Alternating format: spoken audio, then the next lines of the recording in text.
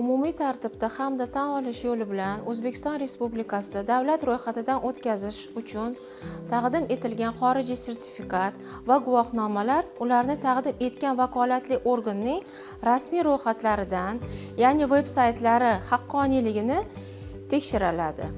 Ularni haqqoniyligini ochiq manbalar orqali tekshirish imkoni bo'lmaganda, barcha rasmiy hujjatlar apostil muhrli yoki konsullik tomonidan tasdiqlangan bo'lishi shart.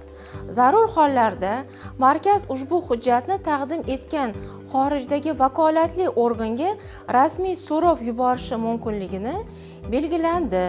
Natijada bu qalbaki yoki haqqoniyligi shubhali hujjatlar asosida dori vositalarining O'zbekiston hududiga kirish ehtimoli kamaytiradi hamda ariza beruvchilarning vaqtini tejalishiga va xarajatlarini kamaytirishiga yordam beradi.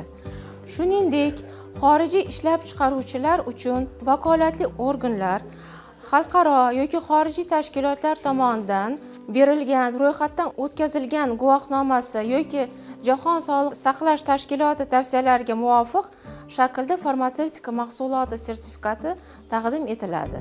Taqdim qilingan farmatsevtika mahsuloti sertifikatida dori vositasining ishlab chiqaruvchisi mamlakatida ro'yxatdan o'tkazilmaganligi ko'rsatilgan bo'lsa, bunday hollarda boshqa mamlakatlarda ro'yxatdan o'tkazilganlik guvohnomasini notarial tasdiqlangan yoki apostil qo'yilgan shakli taqdim etilishi zarur.